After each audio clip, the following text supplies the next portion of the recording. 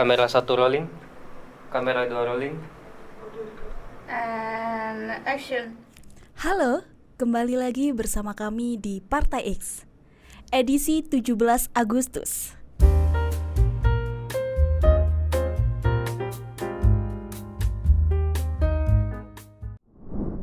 Selama 79 tahun kemerdekaannya, Indonesia memiliki segudang prestasi yang mungkin tidak akan pernah dicapai oleh negara lain di dunia ini. Bangsa ini begitu kuat sehingga hasil-hasil luar biasa yang dicapainya mungkin hanya bisa kita lihat di sini. Partai X telah merangkum prestasi-prestasi Indonesia selama masa pemerintahan dari ketujuh presiden yang pernah memimpin negara ini. Proklamasi kami, bangsa Indonesia, dengan ini menyatakan kemerdekaan Indonesia. Hal-hal yang mengenai pemindahan kekuasaan dan lain-lain diselenggarakan dengan cara saksama dan dalam tempo yang sesingkat-singkatnya. Jakarta, 17 Agustus 1945, atas nama bangsa Indonesia, Soekarno-Hatta. Yang pertama, Soekarno, 17 Agustus 1950 hingga 12 Maret 1967. Pada tanggal 17 Agustus 1945, Indonesia berhasil mencapai prestasi besar dengan memproklamasikan kemerdekaannya melalui Soekarno-Hatta atas nama bangsa Indonesia. Namun, dalam antusiasme yang tinggi, mereka lupa menjelaskan secara detail kalimat penting dalam naskah proklamasi, yaitu hal-hal yang mengenai pemindahan kekuasaan dan lain-lain diselenggarakan dengan cara seksama dan dalam tempo yang sesingkat-singkatnya. Ketidakjelasan ini memiliki dampak yang signifikan pada sistem pemerintahan Indonesia dari masa ke masa. Salah satu dampaknya adalah Soekarno sempat ingin menjadikan Partai Nasional Indonesia atau yang bisa disebut dengan PNI sebagai satu-satunya partai pada tahun 1945. Ketidakjelasan mengenai pemindahan kekuasaan juga menyebabkan Soekarno mengambil berbagai langkah yang justru berkontribusi pada perpecahan. Salah satu contohnya adalah pemindahan kekuasaan di Aceh. Pada tahun 1953, Gerakan Darul Islam atau Tentara Islam Indonesia (DITII) di Aceh muncul sebagai bentuk protes terhadap janji otonomi daerah dan penerapan syariat Islam yang tidak ditepati oleh Soekarno. Penolakan Soekarno untuk memenuhi janji tersebut demi menjaga persatuan nasional justru menjadi bumerang yang memecah bangsa. Ketidakpuasan daerah-daerah akibat pemerintahan otoriter Soekarno pasca pengunduran diri Muhammad Hatta pada tahun 1956 berdampak negatif pada sistem pemerintahan Indonesia. Pelanggaran janji-janji Soekarno juga memiliki dampak jangka panjang bagi negeri ini. Orientasi pemerintahan Soekarno dan Hatta pun sangat berbeda. Soekarno ingin melanjutkan perjuangan revolusi, sementara Hatta ingin menghentikan revolusi dan fokus pada pembangunan manusia menuju kemajuan. Beralih pada tahun 1959, Soekarno menerapkan sistem demokrasi terpimpin dengan tujuan mengatasi perpecahan dan mempersatukan bangsa. Sayangnya, tindakan ini malah berubah menjadi tindakan otoriter. Hatta mengkritik keras tindakan Soekarno tersebut dan menulis kritik yang dikenal dengan judul Demokrasi Kita. Prestasi paling kontroversial selama masa pemerintahan Soekarno adalah pembantaian 6 jenderal dan 1 perwira dalam 1 malam, yang menjadi catatan sejarah dunia yang paling kelam. Kejadian ini dikenal dengan nama Gerakan 30 September oleh PKI tahun 1965 atau G30 SPKI. Peristiwa ini berawal dari upaya Soekarno menyeimbangkan kekuatan antara TNI dan PKI yang berujung pada konflik terbuka. Dampak jangka panjang dari kebijakan-kebijakan ini terlihat dalam munculnya gerakan separatis, konflik ideologis, dan akhirnya jatuhnya pemerintahan Orde Lama. Hal ini menunjukkan bahwa upaya mempersatukan bangsa melalui cara-cara otoriter justru dapat kontraproduktif dan berpotensi menciptakan perpecahan yang lebih dalam. Pangan itu tidak hanya cukup daripada beras, tapi pangan yang bermutu, yang bergizi, dengan juga yang mempunyai cukup kalori kebutuhan daripada manusia. Kita lanjut ke presiden kedua, Soeharto, yang menjabat 27 Maret 1968 hingga 21 Mei 1998. Akibat peristiwa G30 SPKI, terjadi pemindahan kekuasaan dengan alasan keamanan dari Soekarno kepada Soeharto melalui Supersmart pada 11 Maret 1965. Sama seperti Soekarno, Soeharto juga menorehkan berbagai prestasi, bahkan prestasinya penuh dengan teori konspirasi. Dalam dokumen berjudul The Army and the Indonesian Genocide, Mechanism of Mass Murder atau Tentara dan Genosida di Indonesia, tata cara pembunuhan massal oleh Jess Melvin, sejarawan dari Sydney Southeast Asia Center. Soeharto disebut sebagai koordinator dari pembantaian di berbagai pelosok daerah yang terjadi selama 1965 hingga 1966 dengan alasan untuk membersihkan PKI.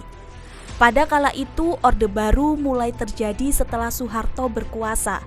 Prestasi yang paling dikenal selama masa Soeharto adalah korupsi yang terpusat dan tindakan kekerasan pada rakyat.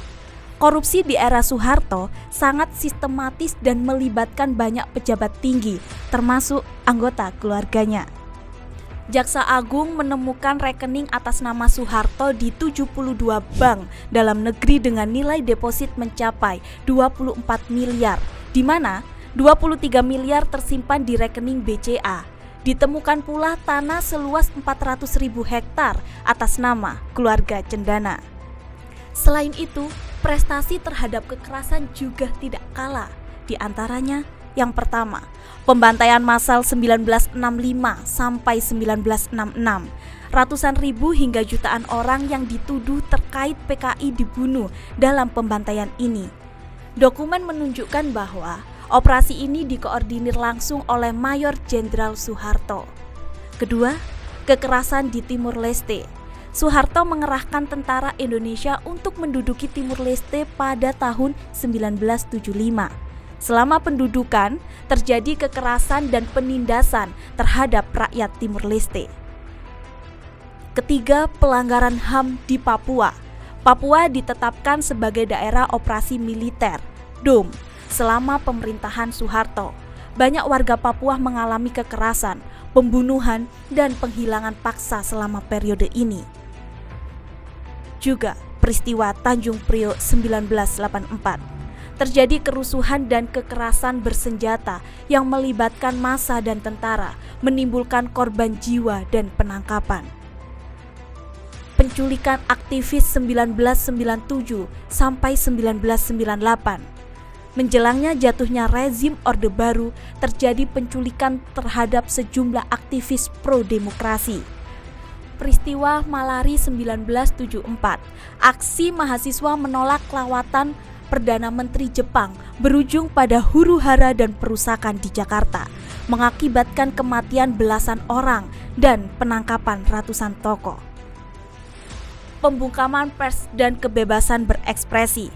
Pemerintah Orde Baru menerapkan kontrol ketat terhadap media massa dan membatasi kebebasan berekspresi. Penindasan terhadap kelompok oposisi. Kelompok-kelompok yang dianggap menentang pemerintah sering mengalami penindasan dan kekerasan, seperti yang terjadi pada penandatanganan petisi 50. Kerusuhan Mei 1998. Terjadi kerusuhan besar menjelang jatuhnya Soeharto yang mengakibatkan banyak korban jiwa dan kerusakan. Operasi militer di berbagai daerah. Selain Timur Leste dan Papua, terjadi juga operasi militer di daerah-daerah lain yang dianggap bermasalah oleh pemerintah pusat. Bukan hanya itu, prestasi penuh misteri yang paling terkenal selama pemerintah Soeharto adalah kasus Petrus. Petrus atau penembakan misterius adalah salah satu episode paling kelam dalam sejarah pemerintahan Soeharto, berlangsung antara tahun 1982 hingga 1985. Petrus muncul sebagai respon terhadap meningkatnya tingkat kejahatan di Indonesia, terutama di kota-kota besar yang dilatar belakangi oleh ketidakpuasan masyarakat terhadap maraknya kejahatan, termasuk perampokan dan pemerasan yang dilakukan oleh kelompok preman dan anak liar. Operasi ini ditandai dengan penembakan terhadap individu-individu yang dianggap sebagai penjahat tanpa proses hukum. Para korban biasanya ditemukan tewas di pinggir jalan dengan 3 lubang peluru di tubuh mereka, menunjukkan bahwa mereka dieksekusi secara brutal. Seringkali uang 10.000 ditemukan di atas mayat sebagai simbol biaya penguburan. Praktik Petrus menimbulkan ketakutan di masyarakat, di mana banyak orang yang tidak terlibat dalam kejahatan juga merasa terancam. Kasus ini menciptakan stigma terhadap kelompok-kelompok tertentu dan banyak orang yang tidak bersalah menjadi korban kekerasan ini. Meskipun tidak ada angka resmi, diperkirakan ribuan orang menjadi korban dalam operasi ini. Kasus Petrus menjadi simbol dari kekejaman rezim Orde Baru dan masih menjadi perdebatan dalam konteks pelanggaran kemanusiaan di Indonesia. Kasus-kasus kekerasan selama zaman Soeharto dan praktik KKN yang merajalela di kalangan pejabat maupun keluarga Soeharto mengakibatkan ketidakpuasan masyarakat yang semakin mendalam. Ketidakpuasan masyarakat mulai meningkat, terutama di kalangan mahasiswa dan intelektual. Aksi demonstrasi mulai marak, menuntut reformasi pemerintahan dan ekonomi pada tahun 1996. Salah satunya adalah kejadian Kuda Tuli, kudeta 27 Juli. Di mana Kuda Tuli merupakan salah satu titik balik yang mempercepat kejatuhan Orde Baru. Peristiwa ini tidak hanya mencerminkan kekerasan dan penindasan yang dilakukan oleh pemerintah, tetapi juga menjadi pemicu bagi gerakan reformasi yang lebih besar. Ketidakpuasan yang meluas terhadap pemerintahan Soeharto, baik akibat tindakan represif maupun krisis ekonomi, akhirnya memuncak pada keruntuhan rezim Orde Baru pada tahun 1998. Dimulai pada bulan Maret 1998, di mana aksi demonstrasi mahasiswa semakin intensif. Mereka menuntut pengunduran diri Soeharto dan reformasi total. Pada tanggal 12 Mei, terjadi tragedi Trisakti yang mengakibatkan 4 mahasiswa ditembak oleh aparat keamanan saat melakukan demonstrasi di depan Universitas Trisakti, Jakarta. Insiden ini memicu kemarahan publik dan demonstrasi lebih besar di seluruh Indonesia. Disusul kerusuhan besar yang terjadi di Jakarta pada tanggal 13 sampai 15 Mei, termasuk pembakaran Plaza Sentral Klender terjadi pada 14 Mei 1998. Banyak korban jiwa, termasuk etnis Tionghoa yang menjadi sasaran kekerasan. Setelah tekanan yang semakin besar, Soeharto mengundurkan diri dari jabatannya sebagai presiden pada 18 Mei 1998 dan diumumkan pengunduran dirinya pada 21 Mei 1998. Pada waktu inilah Soeharto menyerahkan kekuasaan kepada Wakil Presiden B.J. Habibie. Kita semua patut bersyukur. Bangsa Indonesia telah berhasil melalui berbagai tantangan untuk menuju konsolidasi demokrasi. Selanjutnya, Presiden ketiga, B.J. Habibie, yang menjabat 21 Mei 1998 hingga 20 Oktober 1999. Pasca lengsernya Soeharto, tidak ada data signifikan yang menunjukkan pencapaian prestasi seperti presiden-presiden sebelumnya. Saya di dunia ini yang pantas pemimpin Indonesia ya, yang pantas jadi musuh saya cuma satu, Mas. Siapa itu? Pak Harto. Artinya tapi apa itu pun saya hari raya masih ke sana, masih jadi teman baik saya.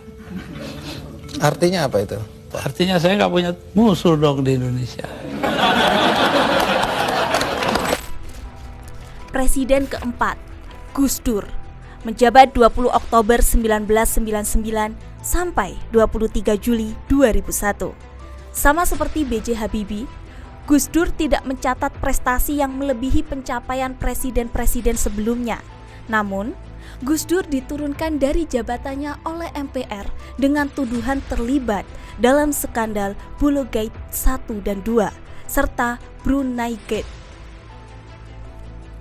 Namun, tuduhan-tuduhan tersebut tidak pernah terbukti hingga di pengadilan.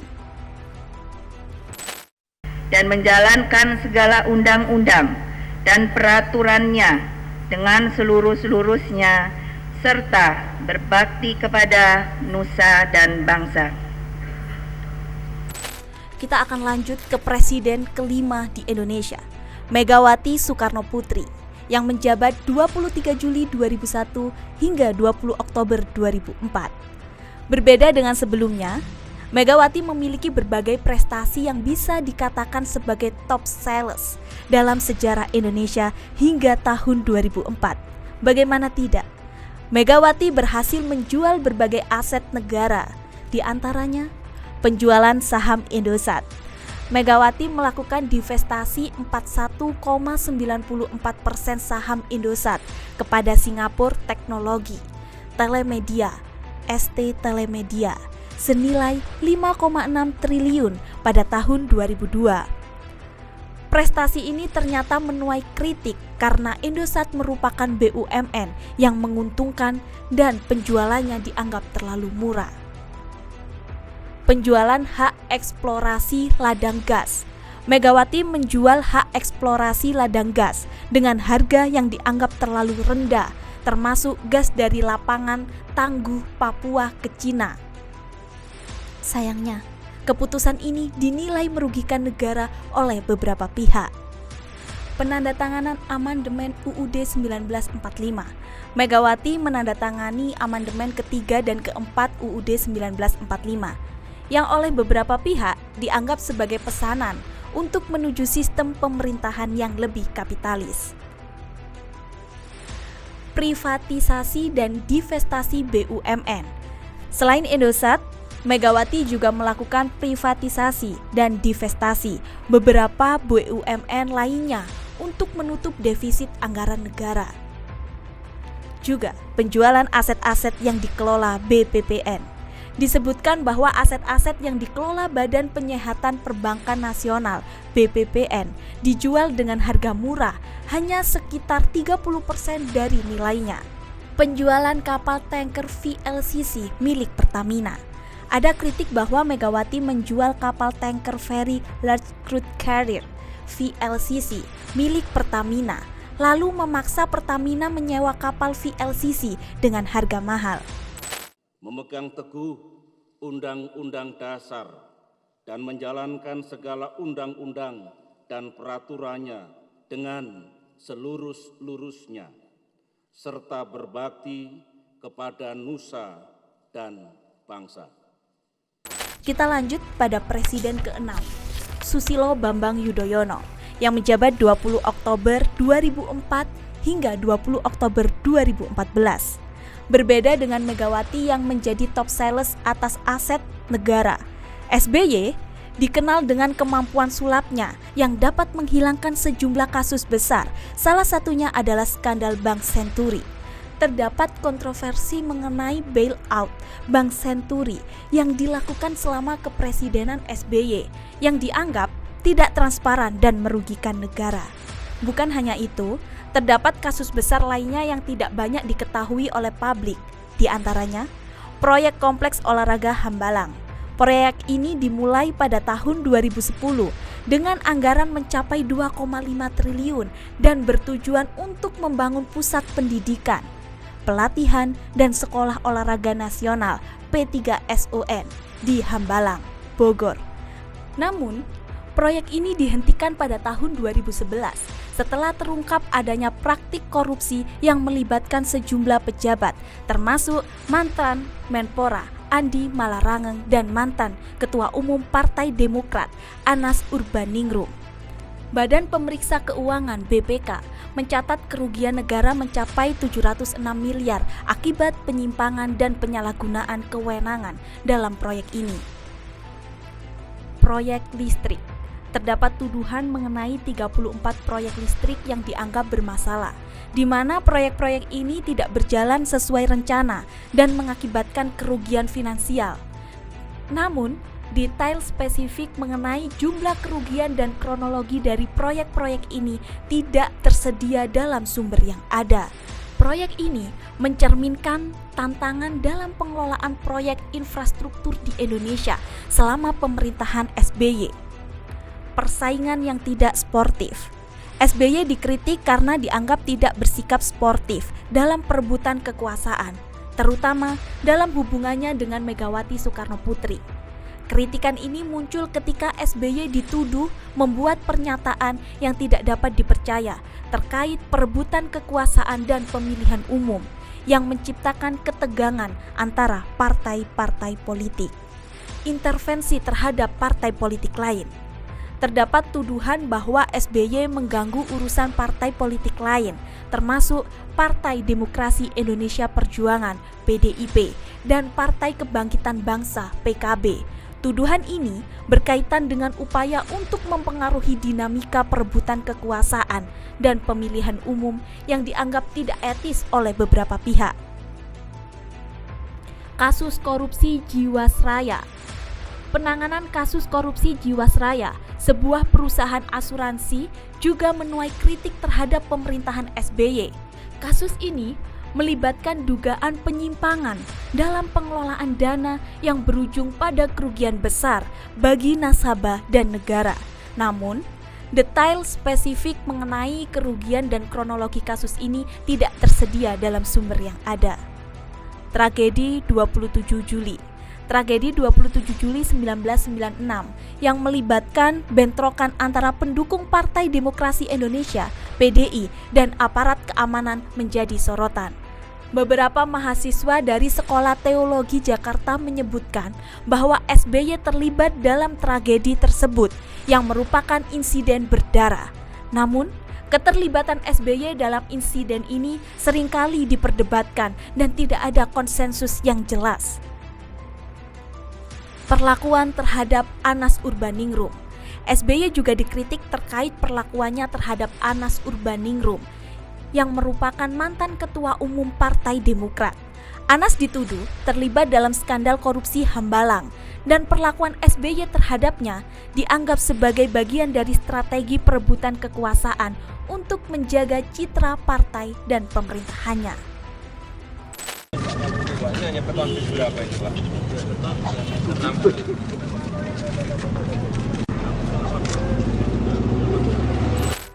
Presiden ke-7 saat ini, Joko Widodo. Di antara presiden lainnya, ternyata Jokowi dianggap sebagai presiden yang paling berprestasi. Di bawah kepemimpinannya, berhasil membawa Indonesia ke orde paling baru yang belum pernah ada sebelumnya. Jokowi dengan keluguannya berhasil menyihir setiap kebijakan menjadi kemarahan. Di antaranya, 2014 hingga 2019, periode pertama, tunggakan janji nawacita, perlindungan dan pemajuan masyarakat adat. Pada kampanye 2014, Presiden Joko Widodo, Jokowi, berjanji untuk melindungi dan memajukan masyarakat adat melalui program nawacita. Namun, janji ini belum sepenuhnya terpenuhi hingga akhir periode pertama kepemimpinannya. Salah satu janji yang menonjol adalah pengesahan RUU Masyarakat Adat yang hingga kini masih belum disahkan menjadi undang-undang. Akibatnya, masyarakat adat terus menghadapi ketidakpastian hukum dan seringkali menjadi korban perampasan lahan di wilayah adat mereka. Kebebasan berekspresi terbatas. Penggunaan pasal-pasal karet UU ITE. Selama periode pertama Jokowi, kebebasan berekspresi di Indonesia mengalami tekanan dengan penggunaan pasal-pasal karet dalam UU Informasi dan Transaksi Elektronik (ITE). Pasal-pasal ini sering digunakan untuk membungkam kritik terhadap pemerintah. Contoh kasus yang menonjol adalah Haris Azhar dan Fathia Maulidiyanti. yang diadili karena dituduh mencemarkan nama baik Menteri Koordinator Bidang Kemaritiman dan Investasi, Luhut Binsar Panjaitan. Meskipun akhirnya divonis bebas, kasus ini menunjukkan bagaimana UU ITE dapat digunakan untuk menekan kebebasan berekspresi.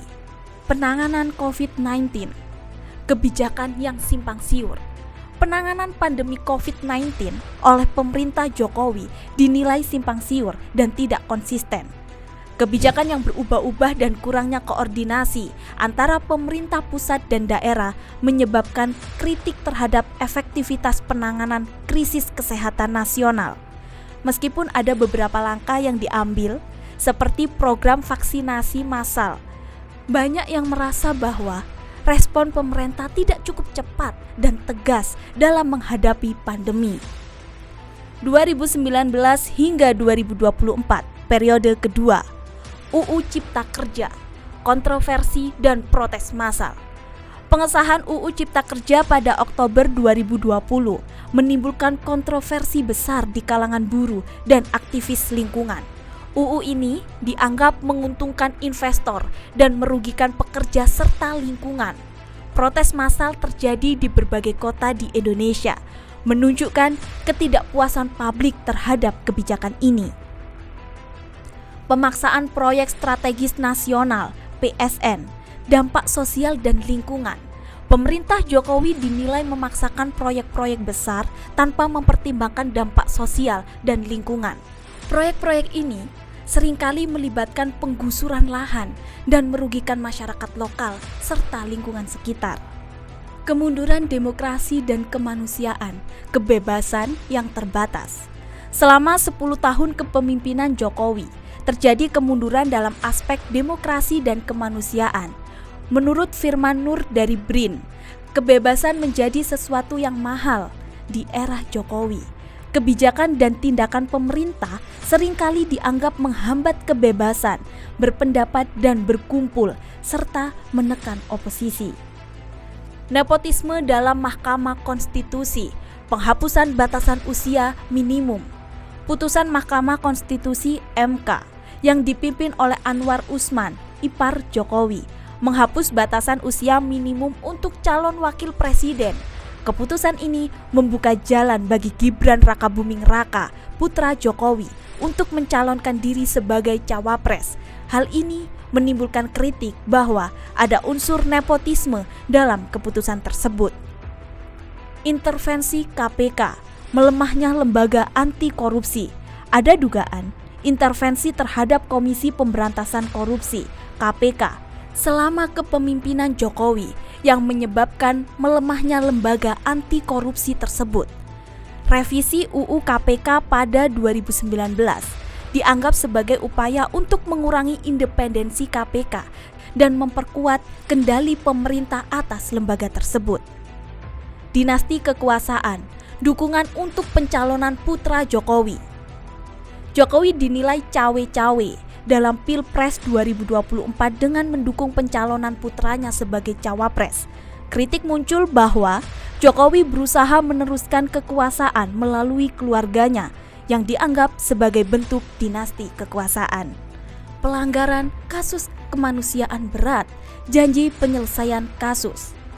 Janji Jokowi untuk menyelesaikan 12 kasus pelanggaran kemanusiaan berat dinilai masih memiliki banyak kelemahan. Hingga akhir masa jabatannya, banyak kasus yang belum terselesaikan dengan baik, menunjukkan kurangnya komitmen pemerintah dalam menegakkan keadilan bagi korban pelanggaran HAM. RUU Masyarakat Adat tidak disahkan, kegagalan pengesahan. Setelah 10 tahun, RUU Masyarakat Adat belum juga disahkan meski menjadi janji kampanye 2014. Masyarakat adat merasa tidak dilindungi dan diakui secara hukum, yang menyebabkan ketidakpastian dan kerugian bagi mereka. Dari awal sampai akhir video ini, apa saja prestasi Indonesia yang kalian ingat? Presiden-presiden Indonesia selama 79 tahun kemerdekaan telah membuat Indonesia menjadi negara dengan menyandang. 1. Pelanggaran kemanusiaan yang berat, termasuk pembantaian massal dan penindasan terhadap kelompok-kelompok tertentu. Kedua, korupsi sistematis dan nepotisme yang melibatkan pejabat tinggi negara dan keluarga presiden. 3. Penjualan aset-aset negara dengan harga yang dianggap terlalu murah atau merugikan negara. Keempat, pembungkaman kebebasan berekspresi dan pers melalui berbagai kebijakan dan undang-undang. 5. Intervensi terhadap lembaga-lembaga negara independen seperti KPK dan Mahkamah Konstitusi. Keenam, pemaksaan proyek-proyek besar tanpa mempertimbangkan dampak sosial dan lingkungan. 7. Penerapan kebijakan yang dianggap menguntungkan investor asing namun merugikan pekerja dan lingkungan domestik. Kedelapan, kegagalan dalam menyelesaikan kasus-kasus pelanggaran kemanusiaan masa lalu. Kesembilan, penerapan sistem pemerintahan yang cenderung otoriter dan sentralistik. Kesepuluh, penggunaan militer untuk kepentingan perebutan kekuasaan dan penindasan terhadap oposisi. Kesebelas, ketidakkonsistenan dalam penanganan krisis nasional seperti pandemi COVID-19. Poin ke-12, upaya membangun dinasti kekuasaan melalui penempatan anggota keluarga di posisi-posisi strategis. 13, melejitnya hutang hingga angka 8.543 triliun. Ke-14, korupsi yang tersentralisasi namun berubah menjadi desentralisasi. Poin ke-15, wajib pajak dikuliti, sementara pejabat justru malah korupsi. Ke-16, pemakzulan MPR sehingga rakyat tidak memiliki mandatarisnya. Dan yang terakhir, 17. Kalian bisa menambahkan versi kalian sendiri di kolom komentar.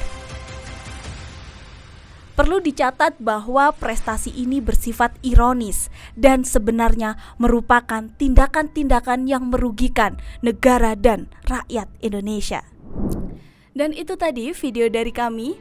Jangan lupa like, comment, and subscribe. Dan kami Partai X mengucapkan Dirgahayu Republik Indonesia ke-79 tahun. Merdeka. Dan Partai X pamit. Oke, cut.